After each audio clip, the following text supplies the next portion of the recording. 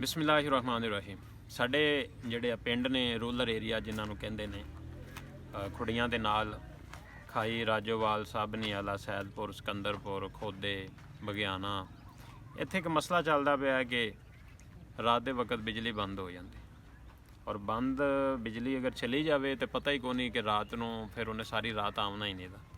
ਸ਼ਿੱਦਤ ਦੀ ਗਰਮੀ ਹੈ, ਮੱਛਰਾਂ ਦੀ ਬਹੁਤਾਤ ਹੈ, ਰਾਤ ਨੂੰ ਹੀਟ ਕਿੰਨੀ ਜ਼ਿਆਦਾ ਹੈ। ਇੱਕ ਮਜ਼ਦੂਰ ਸਾਰਾ ਦਿਨ ਗਰਮੀ ਕਿੰਨੀ ਜ਼ਿਆਦਾ ਹੈ, ਕਿੰਨਾ ਵੱਡਾ ਦਿਨ ਹੈ, ਉਹ ਸਾਰਾ ਦਿਨ ਮਜ਼ਦੂਰੀ ਕਰੇਗਾ। ਉਸਤਾਦ ਸਾਰਾ ਦਿਨ ਪੜ੍ਹਾਵੇਗਾ, ਬੱਚਾ ਸਾਰਾ ਦਿਨ ਪੜ੍ਹੇਗਾ। ਘਰਾਂ ਦੇ ਵਿੱਚ ਔਰਤਾਂ ਸਾਰਾ ਦਿਨ ਕੰਮ ਕਰਨ ਦੀਆਂ ਤੇ ਰਾਤ ਨੂੰ ਉਹਨਾਂ ਸਕੂਨ ਕਰਨਾ ਹੁੰਦਾ ਹੈ, ਨੀਂਦ ਪੂਰੀ ਕਰਨੀ ਹੁੰਦੀ, ਬੱਚਿਆਂ ਨੇ ਨੀਂਦ ਪੂਰੀ ਕਰਨੀ ਹੁੰਦੀ। ਲੇਕਿਨ ਤੁਸੀਂ ਮੈਨੂੰ ਇਹ ਦੱਸੋ, ਇੱਕ ਚੀਜ਼ ਬਸ ਗੌਰ ਕਰੋ ਕਿ ਇੱਕ ਬੰਦਾ ਸਾਰਾ ਦਿਨ ਮਜ਼ਦੂਰੀ ਕਰਦਾ, ਰਾਤ ਨੂੰ ਉਹਨੇ ਘਰ ਆ ਕੇ ਸਕੂਨ ਕਰਨਾ। ਅਗਰ ਉਹ ਘਰ ਆਵੇ ਤਾਂ ਉਹਨੂੰ ਸਕੂਨ ਹੀ ਨਾ ਹੋਵੇ, ਉਹਦੀ ਨੀਂਦ ਹੀ ਨਾ ਪੂਰੀ ਹੋਵੇ, ਸੋ ਹੀ ਨਾ ਸਕੇ, ਸਾਰਾ ਦਿਨ ਚੱਕਣਾ ਚੂਰ ਹੋਇਆ ਹੁੰਦਾ, ਜੋੜ ਦਰਦ ਕਰ ਰਿਹਾ ਹੁੰਦਾ, ਤੇ ਉਹ ਬੰਦਾ ਕਿਵੇਂ ਫਰੈਸ਼ ਹੋਵੇਗਾ, ਕਿਵੇਂ ਉਹਦੀ ਜਿਹੜੀ ਸਿਹਤ ਹੈ ਉਹ ਬਰਕਰਾਰ ਰਹੇਗੀ, ਔਰ ਅਗਲੇ ਦਿਨ ਕਿਵੇਂ ਜਾ ਕੇ ਉਹ ਬੰਦਾ ਮਜ਼ਦੂਰੀ ਕਰੇਗਾ।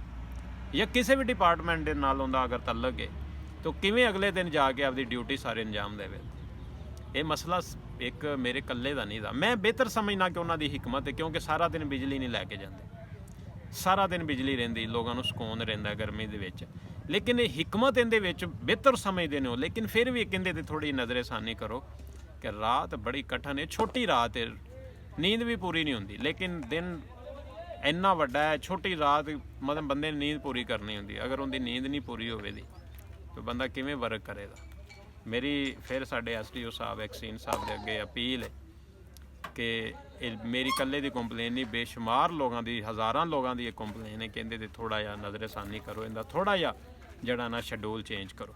ਬਿਜਲੀ ਚੋਰੀ ਦਾ ਕੇਸ ਹੋ ਸਕਦਾ ਹੈ, ਹੋਰ ਮਾਮਲਾਤ ਹੋ ਸਕਦੇ ਨੇ। ਤੁਸੀਂ ਅੱਛਾ ਵਰਕ ਕਰਦੇ ਪਏ ਜੇ, ਤੁਸੀਂ ਗ੍ਰਿਪ ਅੱਛੀ ਕੀਤੀ ਇਹਨਾਂ ਲੋਕਾਂ 'ਤੇ, ਔਰ ਬਿਲਕੁਲ ਕਰਨੀ ਚਾਹੀਦੀ, ਕਿਉਂਕਿ ਮੇਰਾ ਗੌਰਮੈਂਟ ਦਾ ਇਦਾਰਾ ਹੈ, ਮੇਰਾ ਆਪਣਾ ਇਦਾਰਾ ਹੈ, ਪਬਲਿਕ ਦਾ ਇਦਾਰਾ ਹੈ, ਉਹ ਕਿਸੇ ਇੱਕ ਪ੍ਰਾਈਵੇਟ ਕੰਪਨੀ ਦਾ ਤਾਂ ਇਦਾਰਾ ਹੈ ਨਹੀਂ ਦਾ। ਸਾਨੂੰ ਸਪੋਰਟ ਕਰਨਾ ਚਾਹੀਦਾ, ਆਪਦੇ ਇਦਾਰੇ ਦੇ ਨਾਲ ਖੜ੍ਹੇ ਹੋਣਾ ਚਾਹੀਦਾ। ਆਖਰ 'ਤੇ ਮੇਰੀ ਆਪਦੇ ਸਾਰੇ ਭਰਾਵਾਂ ਅੱਗੇ, ਬਜ਼ੁਰਗਾਂ ਅੱਗੇ, ਮੈਨੂੰ ਸਪੋਰਟ ਕਰਦੇ ਨੇ, ਮੈਨੂੰ ਵੇਖਦੇ ਨੇ, ਮੈਂ ਉਹਨਾਂ ਦੀ ਆਵਾਜ਼ ਹਾਂ।